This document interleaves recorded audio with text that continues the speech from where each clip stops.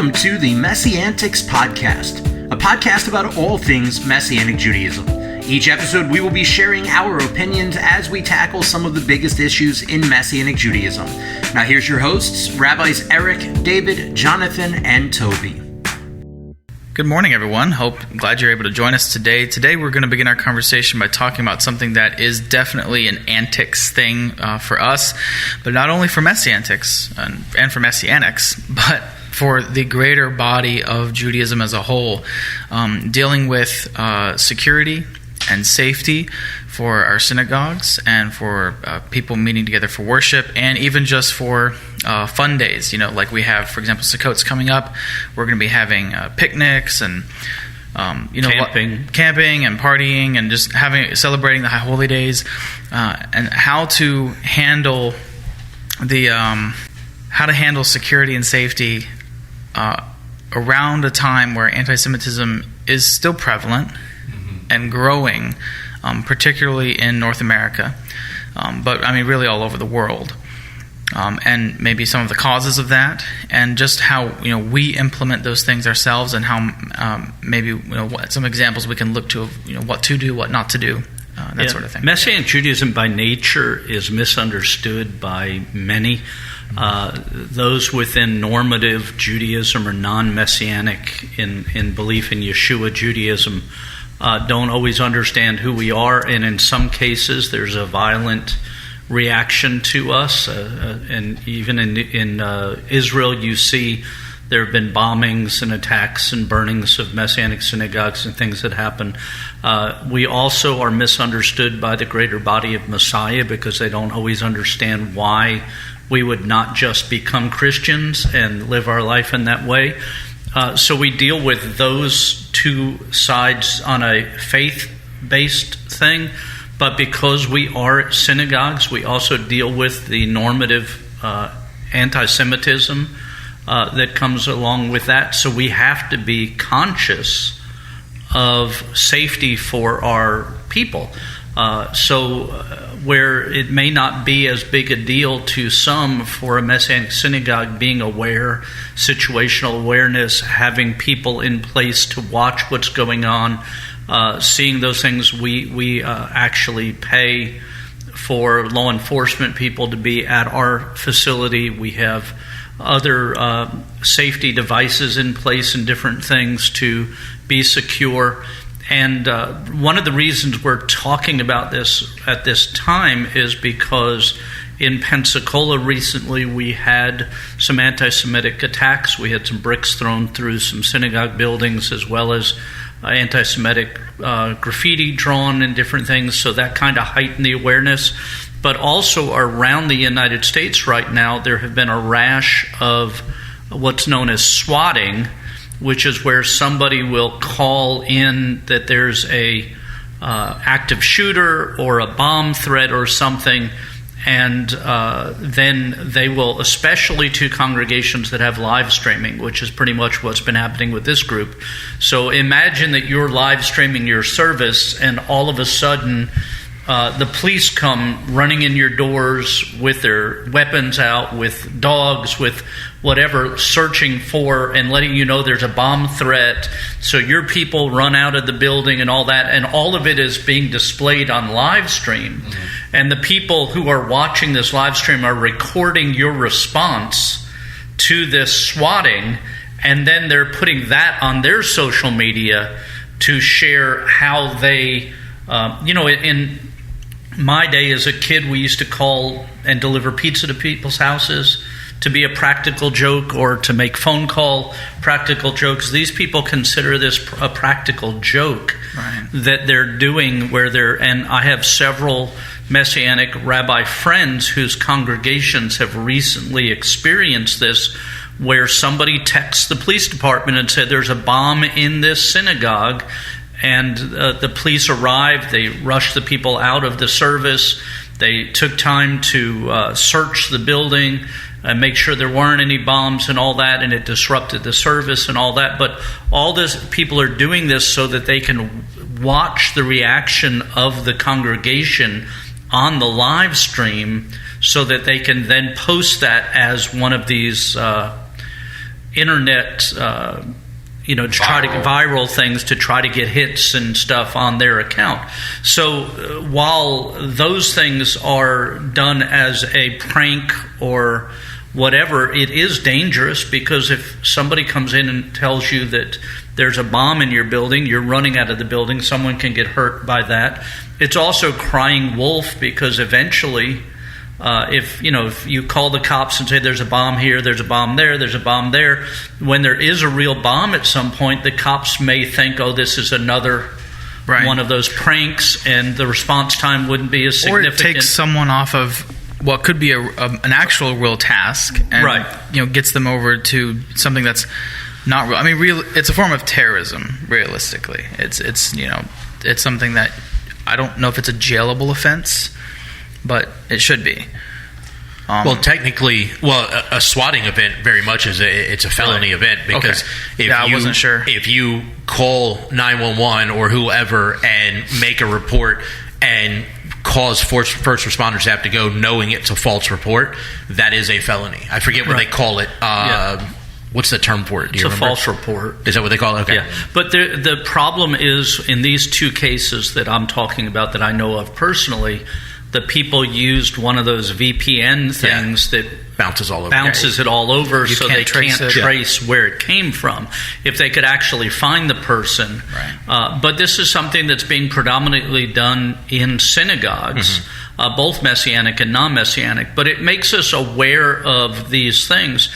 And so there are certain things that we do at our synagogue to not add to threat stuff. For instance, our video camera only shows the platform, so it doesn't show where people are sitting, because if your video camera shows where people are sitting and they see them every time in those places, if somebody is coming in to do harm, they know where people are in the building. Right. We don't scan the rooms, so they don't know where things are outside of our bima. We don't show our children on the video, because then nobody can see the children and bother them in some way, because they know who they are or their name. Because if you call a child up and you say, hi, this is Bobby, and Bobby memorized this, or Bobby goes to this school, or Bobby did this, then someone could come up to them outside the building and say, hey, Bobby, I'm so-and-so from here. So there are things we have to be conscious. It's unfortunate, but in our world, we have to be conscious of these things. So there are some security parameters that we put in place at our synagogue to make sure that our children are safe, our women are safe. Our children don't go out of our main building to one of our annex buildings without having somebody from our safety team. Now, in Florida, we call them safety teams. Other places they call them security teams, but in Florida you actually have to have a security license to call somebody a security person.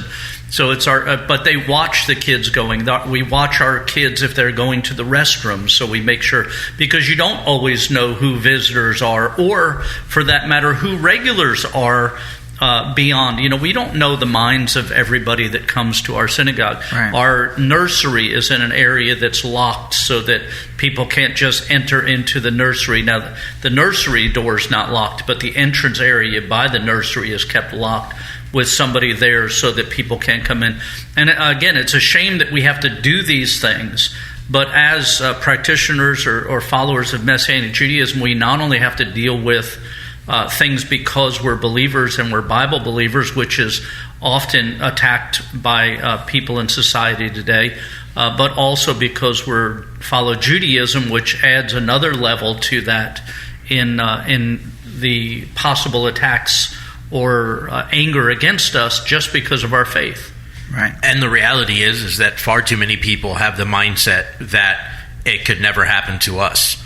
I think in the body of Messiah, we've gotten comfortable with this notion that God will protect us from everything, right? Which is true, but also not always in this timeline, I guess is a way to word it. Well, I mean, when you think about it, when you say God will protect me from everything, but then you look at like Rav Shaul, the Apostle Paul, who went through all kinds of things, and most of the apostles were martyred. Was it Bartholomew who was tortured to death by them peeling his skin off while he was alive? Right. So while we definitely believe that God can and does protect us, there are also things in life that happen. And so like we've had two specific incidences at CMC over the years. One we didn't know about till after the fact, and then one that kind of happened while we were in the middle of something. And so the first that I'll talk about is, Jonathan, you brought up Sukkot, and our congregations do something relatively similar for Sukkot, and that is that the weekend of Sukkot, we open our property up for people in our congregation, and only people in our congregation, to tent camp on the property together just to build relationship and fellowship for the weekend and what have you. Right. So last year is the first time I've ever had this happen. Last year, we were sitting out, everybody was hanging out on, I don't remember what night, maybe it was a Saturday night or something, I don't remember. We're all hanging out, and this Jeep pulls up. It's a 4-door Jeep, relatively new Jeep, pulls up to the office building behind our property, parks, gets out, and I mean, it's probably close to 1 o'clock in the morning, something like that, when this is going on. These 4 teenage boys get out of the car. They look like they're maybe high school age, get out the Jeep. They come over to our fence, and they start asking, I saw them coming, so I walked over as like a barrier to start, conversation with them or whatever, figure out what's going on. They're like, hey, what is this? And we told them, very loosely what we were doing, not in a lot of detail. Oh, well, can we come in? Can we come? No, this is just for people on. So you're telling me that God doesn't want us to participate? I mean, getting all riled up and just clearly trying to be obnoxious. Right. And I said, look, I'm not telling you any of that, but this is something only for the people in our congregation. If you're not already in the gate, you don't get to be a part of this thing. And whatever. And so they left. They go out to their car. On the way out to their Jeep, they're screaming every anti-Semitic thing you could imagine. They get in their Jeep. They pull out. They drive down the street. As they're driving past us, they're doing Nazi salutes and screaming Heil Hitler and all this kind of stuff as they're driving away. Now, we have, like Bradam, we have a very intentional security protocol. We have plans in place. We have people that are serving in that way for the congregation. And so we had eyeballs out. We're watching and being alert when this goes down. And so somebody calls the sheriff's department, because we're in the county, so somebody calls the sheriff's department. They send a deputy out. The deputy was kind of funny because he goes, okay, well, can you tell me about the vehicle they were in? And I'm a car guy, so I just laid everything out. And he was like, that's probably a little more detail than I needed, but I appreciate it. That's great. And they take off, and they have 2 cars out. They're driving around the area. They can't find them, which we knew was going to be the case because there's too many neighborhoods around us and whatever. So they couldn't find them. They come back around. So they ended up positioning one of the deputies in our parking lot for the remainder of the night as just an extra layer to keep, idiots don't do as much idiotic stuff when there's cops around. And so they stayed away. We didn't have any more issues. But the other situation we had was early on, probably 3 years into the congregation, we had a family in the synagogue that brought a guest with them.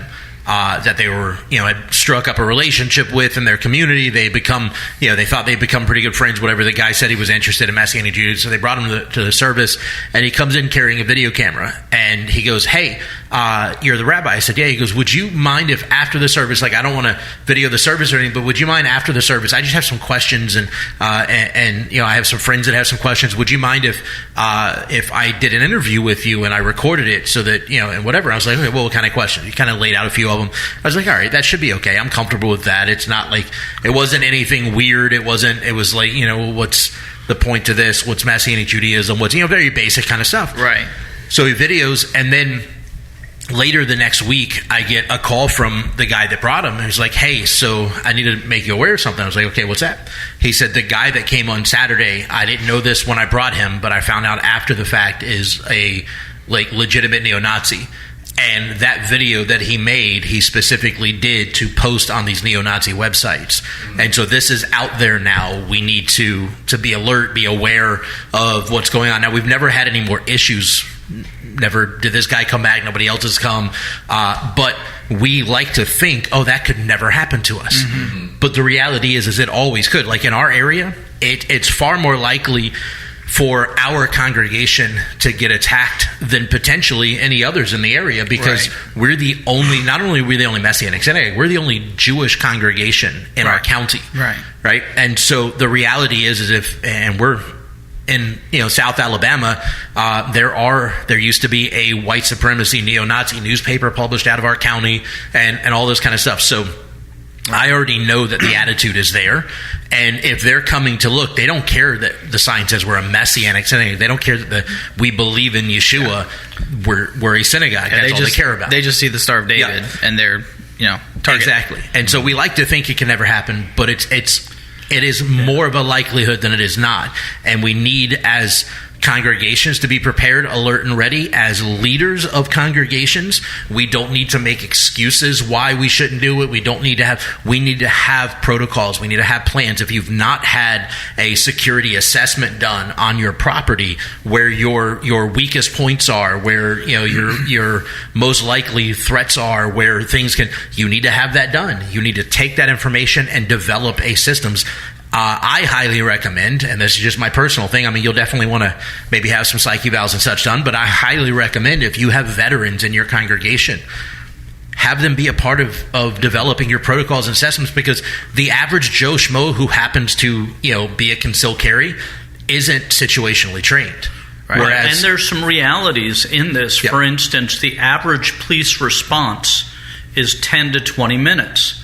So there's a lot of things that can happen between that 7 to 10 minutes when they can arrive, and when things begin, and so we have to be aware of those things, and very simple things like telling your people, if something, God forbid, happens, get down behind the pews or the chairs. Make your way to the nearest exit, and that doesn't necessarily mean the way you came in. A lot of people end up getting hurt because they run towards the bad guy because he happens to be in the door that they came into the building. So being aware of where your surroundings is, being aware that you need to get down. It's like getting on an airplane. You all come in that front left door, but the closest exit may be the behind you. Right. Yeah. So. And that leads to, for me, the next point or another point we can make, and that's you should have a security team that is completely dedicated to security and takes it deadly seriously. I don't care if people want to say they take it too. You can't take something like that too seriously. Right. For instance, so our guy that we have, I'm not going to mention his name, but I get texts. Me and David, we're part of the security team group, and we get texts every Friday night about general statuses of things. And what really makes me respect this guy to the utmost is he spends 99.9% of his time during service outside, constantly watching, constantly looking, constantly checking in with me and David. Keep in mind, we live on the Gulf Coast. It is hot 90% of the year. He is not kidding. And why is that such a big deal? Well, because I have seen guys on quote-unquote safety teams. As a worship leader, I remember seeing a member and members of safety teams completely enthralled and lost in worship, with their arms raised and their eyes closed, or in the back joking around with each other. Right. And these guys guys like this who can't even tell who can't even tell someone who's got a tambourine not to have the tambourine, or if you're not allowed to bring food and drink in your sanctuary, which some have that rule. Right. We do. You can't. Okay. So if one of your security guys or safety people or shamashim, whatever, if they can't tell a person who brought coffee in to take it back out, then what are they going to do when an actual person who comes in wanting to kill people or hurt somebody comes in? They can't tell them to put a cup of coffee down. You're going to deal with them if they have a deadly weapon. Right. And my thing is that, and if you're going to come in, because that's the kind of people you need to understand that. I don't care how much you like the preaching. I don't care how much you like the teaching. I don't care how much you like the Torah service, and I don't care how much you like the worship music. You are not there to worship like everybody else. Your worship is to be vigilant and be a watchman on the wall. And I'm telling you that it was so refreshing when I was getting pulled into these conversations by our guy and getting texts from him. I was almost like, geez, man. I was like, no, what it is I'm not used to somebody whose worship on Shabbat is that. Right. I'm too used to seeing a couple of Mickey Mouse Club dudes joke around and cackle in the back, or have their arms raised during worship songs. I'm like, if somebody walks in, we're done. We're done. So I think it's so important to make sure your team, and Eric, you guys at Red On probably understand, you have to have some guys that are like, we are all in, this is no joke. Right. It's because it is life or death. It really is. Now, we hope that nothing ever happens. Yeah. But we actually take time periodically in our service to remind people, if something happens, this is what you do. If this happens, this is what you do. Pay attention to our safety team. We have a law enforcement officer that's here. He's going to do his job. We actually had a special service. It was on a weekday night where we had Brigitte Gabriel, who's a Lebanese Christian, who does political commentary and keeps people updated on Islamic terrorism and things like that. And she came, and when she came, we had multi-layers. Yeah, we had police department people that we paid from the police department, but then she had her safety team, security team that traveled with her, and then we had our safety team who was supplementing also. And then we told everybody in the place, look, this is really important. I know that many of you are Second Amendment advocates and you carry concealed weapons. God forbid something happens.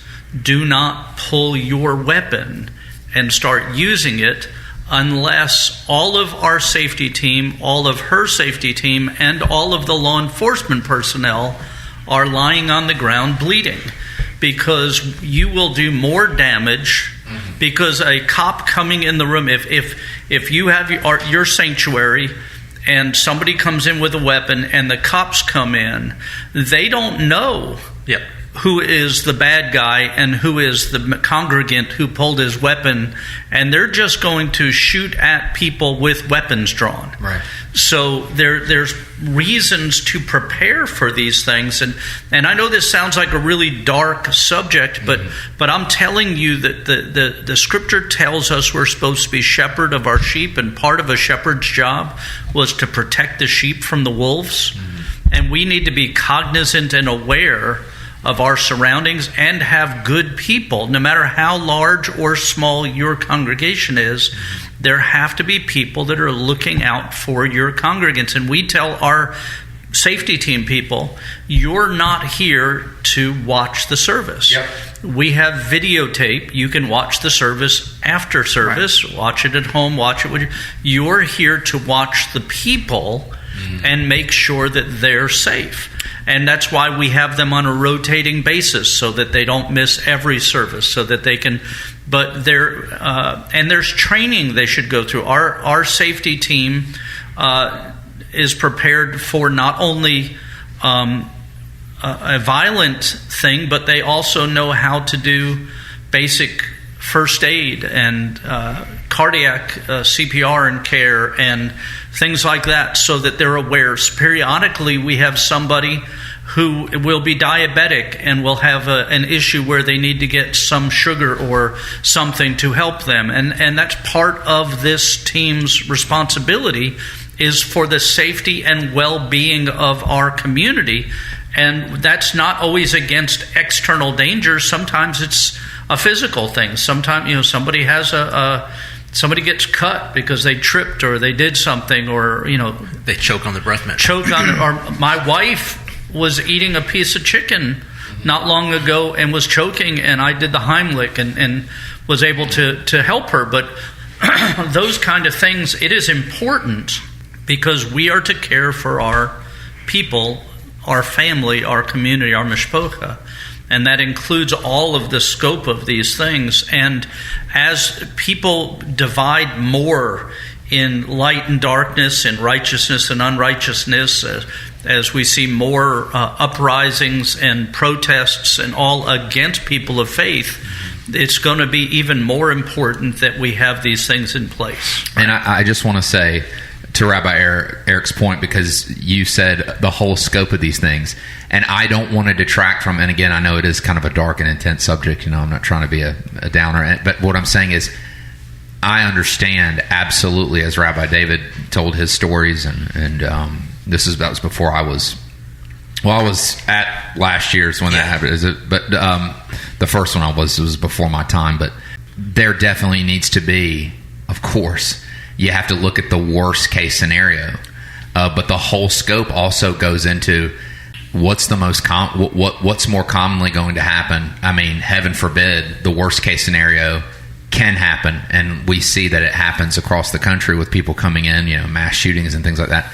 But they also need to be able to handle somebody like that comes in and they bust out in tongues or out of order, and you're yelling a bunch of what they see as prophecy, or yelling in the middle of the service, and they refuse to leave. And how do you restrain somebody properly? These are things you need to know. Right. We've had people that came in that's more common, that had they wanted to prophesy their agenda, message or their agenda, and had to be encouraged to prophesy elsewhere. Sure. We also, the truth is that while we tend to talk about terrorism or mass shootings as an external thing, it's more likely that there will be some kind of a domestic dispute issue in your community than there is that there'll be an external terrorist or mass shooter come into your congregation. Rogue spouses. Spouses and you need to know about that, stuff. And so we have to be aware of those things. And again, this is not a fun topic to talk about. No. But and the reason we're talking about it is because it's relevant because of recent events that have happened that were connected to Messianic congregations. But we've had situations that have happened at our congregation for years, and there are times where something takes place at our congregation that gets handled so quickly that most of the people in the congregation didn't even know it took place. Right, that's what you want. Because your team does what they're supposed to do. They're on top of it and take care of it. And so it's just handled. Yeah, and it gets handled, and it's handled justly, righteously. Sometimes that involves calling the police, having somebody trespassed so they can't come back on the property, all those kind of things to protect the people. But if you prepare for things, if they arise, it's second nature. It's the way you handle it. Now, we initially approached this conversation. I'm going to steer this in a little bit of a different direction just because it's something pertinent that has happened in our area recently. We initially broached this conversation from the slant of anti-Semitism on its rise, which is very much a problem, very much I'd like to add something to that, a real if we thing. can. Yeah. But I also want to point out the fact that safety, security, etc. of our communities isn't only against outside threats. Right. Unfortunately, there has also been a rapidly growing number of sexual victims in congregational life. Or exposure of them. Yeah, there's been a lot of pastors and different people, children's ministry, court, leaders, what have you, that have been busted in child porn scandals and video cameras, child exploitations and what have you. And so we're talking about external, but there's also internal threats that we need to be alert to and cautious to, because it's not just protecting our flock from the external, but from the internal as well. And though we don't like to talk about those things, those are vital too. Like, I know you guys have a similar protocol to us. Like, nobody is in like our Shabbat school, there's always 2 people in the classes, because there's always going to be a witness. Right. There's always going to be protection. We have 2 people. We also don't lock the doors. Parents can go in and check on their kids at any time. It's very open. We don't let people in our nursery change diapers. They go get the parents. Right. All our children get changed by their own parents, so it protects the child from any accusations, because a false accusation can ruin you as much as a true accusation can. Sure. So those things are taken very seriously. We're mandatory reporters. If something happens, we're not playing games with it. If there's an accusation, we're going to the police and reporting and let them investigate and take care of things. Those kind of things should never be handled in-house in a hush-hush way. That's what I was going to say. To try to protect people. It needs to be very open, very clear, and preserving both the knowledge that in our nation we're innocent until proven guilty, but at the same time protecting the people involved and getting ourselves out of the place of judge and letting the system work the way it's supposed to protect both the congregation, the person who may have been attacked or assaulted, and the rights of the person who's accused. Right. Yeah, because most of the problems that have come out of the internal stuff are the people who just, we're going to handle this as a church. We're going to talk. We're going to meet. We're going to have a meeting with them. We don't want to embarrass God. Yeah. We don't want to. We don't want to cause a stir or whatever. It's like no, you are. There's words I have for that, but and the reality is we are in the business of redemption and restoration, and I wholeheartedly believe in redemption and restoration.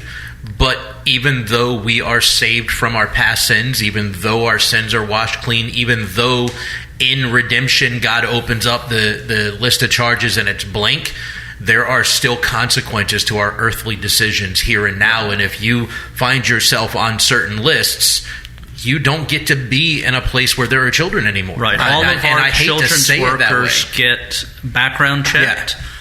Before they're allowed to be with the children. There's things that we need to do to protect our community, right. And that means that there are times when people will come to our congregation that are not eligible to do certain things because of past or eligible, and this is the thing nobody talks about, or eligible to worship in the community, in connected community worship.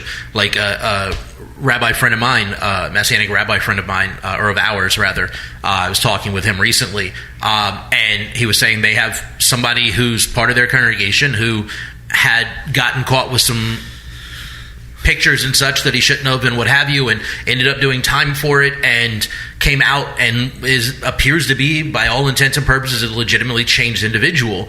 And so he is allowed to be a part of anything where there are no children present. So he can't be at Shabbat services.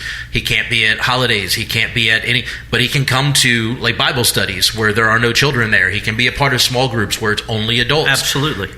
Other than that, he's got to watch at home. And that's not a shame on that individual, but that's a reality of the consequences of their choices. And that goes beyond those people to, there are times where there's a domestic issue where one or the other, the parent, are not allowed to either be in the same place as the other parent or be in a place where a child is. Right. And we have to be aware of those situations. Right. Yep. And nowadays, I'm sure it's happened at your congregation. I know it's happened at ours. It only takes clicking Google with somebody's name to find out their history, their background. Right. And we need to be... And as a parent, I want that information readily available. I want to be able to punch my address in and see how many names are in the vicinity that I need to watch out for. Right, and so we need to be shepherds who really care about our flock. So, as you said, there's external things we have to be aware of. There's internal things we have to be aware of. There are times where we have to make decisions based upon what the law tells us. Right, not handle things in-house. And not handle it in-house. If there's an accusation, we need to call the police immediately. Right. It is not... Look, it is not going to be an embarrassment to the kingdom of God to have somebody arrested who's not living for God. Right. If they do something that violates or they abuse or they molest or they assault somebody, they're not living in the kingdom. Right. And they need to be treated as a wolf in sheep's clothing. And deal with it in that way and let it go through the legal system. And the truth is, if on the other end of that they are found innocent, and because there are times, and I've had this experience in our congregation where the mother, in order to try to get custody of the kids, falsely accused the husband of doing something when all was said and done, it had not happened. And so we had to deal with that situation on the other end. However, there are times where we have to be aware that there is abuse. And if somebody makes a claim of abuse, you act first and then deal with finding out beyond that. You protect the people and then deal with. And you call the police, you call whoever you have to, you report the situation, and you go on. That's the proper way to do it. And unfortunately, especially in the body of Messiah, and we've seen this over and over the past few years, whether it's within the Catholic Church or it's within the Baptist Church, where they had a big uproar about it, where they hid abuse and stuff like that, and harassment and things. And I'm not just picking on those two, because it's an across the board. It's happened in the Messianic thing in the Messianic community. I know that it was many years ago that there was a congregational leader who was trapped in one of these stings where they set up. They have a cop who pretends to be a kid and over the internet, and then they tell him to come meet them, and he met and he got arrested and went to prison over it. So this is not. So I'm not bashing one particular denomination or faith group, but we need to be cognizant that sin is in the world, that people are involved in these things. We have to be aware, awake, observant of these things, and protect our children, our women, and our men in the cases where there's abuse or violence against them. And we have to be careful not to punish, even inadvertently, at least in the investigative stage, those who are the possible victims of, for example, if you have a really popular shamashim or deacon or elder, and he or she does something or is accused of doing something, by their spouse, you don't then turn on the other spouse and turn away from them, turn your back towards them, because that spouse you really liked is now in jail or under investigation. Because I've seen way too many popular pastors and big name Christian leaders with book deals and lots of Bible commentaries and things do that. Like they didn't hide anything, but they punished the other person for daring to be vocal about the fact that they were being beaten at home, the fact that they were being abused verbally, emotionally, spiritually, the fact that they were being neglected, and that happens more often than we'd like to admit to. So one of the things I wanted to tag on to an earlier conversation with, just as an observation, normally we think of anti-Semitism, we think of middle-aged or older men with pointy white hoods and dark corners of the internet on 8chan, 4chan, Reddit threads, spewing anti-Semitic nonsense. Well, recently, just in the last couple of years, more of the mugshots that I see of people who are arrested in anti-Semitic crime, whether it's hate crime or whether it's actual acts of violence, because hate crime could be violence, or it could just be spray painting someone's building or property or something. They more often than not tend to be younger people. It's looking more and more like it's younger college students, high school students. Like all of the people arrested in the case here in Pensacola that happened about a month ago, all four were teenagers. Not even not even seniors in high school, I don't think. And there's a TikTok star, a young lady who sings anti-Semitic songs and poems, where she says, she doesn't say Jews. She just says those people I can't name at the point. But all of her stuff is traditional anti-Jewish diatribe and tropes, and she's got millions of followers that follow her. And TikTok's short, so it gets ate up real quickly by those who are watching. But for me, it's a little disparaging because I grew up in Germany, where anti-Semitic and Holocaust education are mandatory. So about time you turn 8 or 9, you learn what the Holocaust was. Right. You learn about Germany's persecution of the Jews. You learn about the Nazis' persecution of the Jewish people, and how to stand against that effectively and combat that today. So one of the other practical ways that I could suggest in standing against anti-Semitism, because honestly, like safety and security teams, if you have to use those, you've already failed in standing against anti-Semitism, because that's like last resort. That's the last concrete barrier before the security shack. One of the better ways, I think, to fight it, because I have no idea what Holocaust education is like here in America. I don't know. And all of us would be bad to ask, because unfortunately, by the number of Holocaust deniers that are growing, I'm going to assume today not as good as it used to be. And that's a lot of that stems out of the conspiracy theory ring, which has roots in anti-Semitism from the get-go.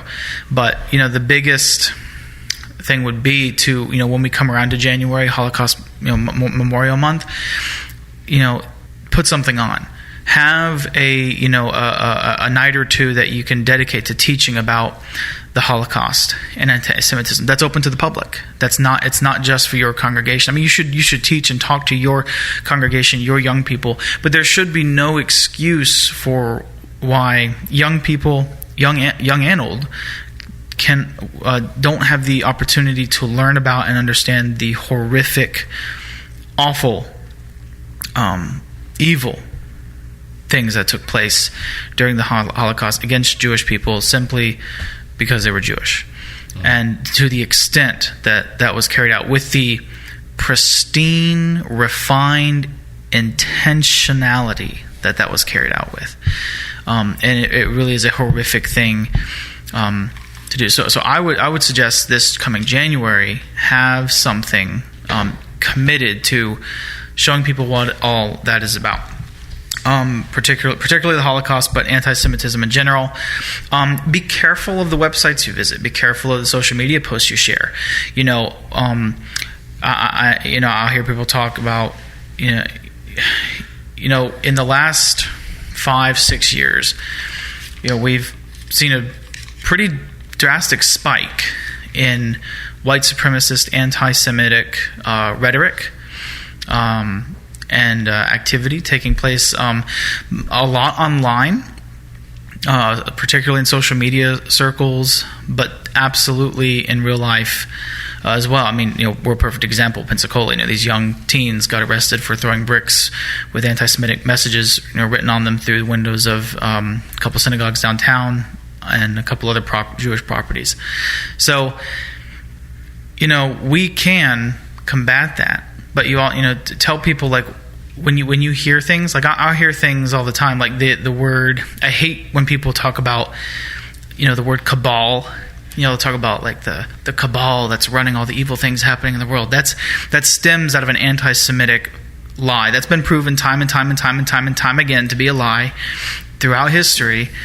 That no, there is no ring of Jewish people running the world and causing evil, and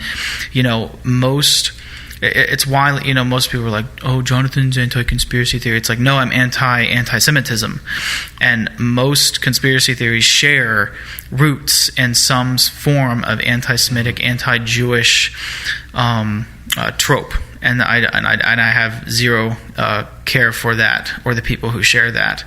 Not that I don't care for their souls, but I don't care for the stuff they say.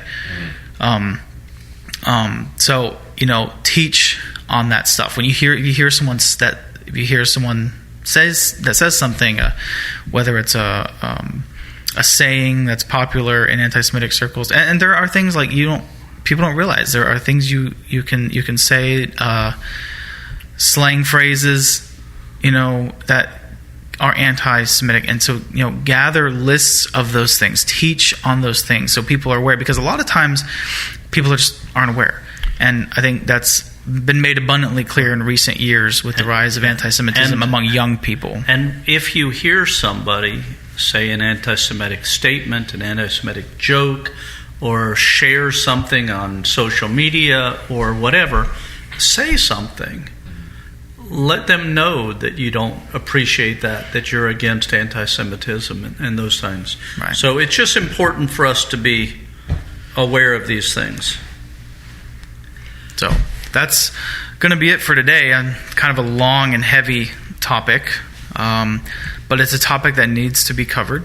It's definitely something that you all as individuals, as families, as congregations need to address and talk about and be aware of. And again, I encourage you, address the need for safety and security in your community, but also address the need for education in your community and make that open to the public. Make that, let local schools know when you're hosting, a Holocaust educational event, especially private schools.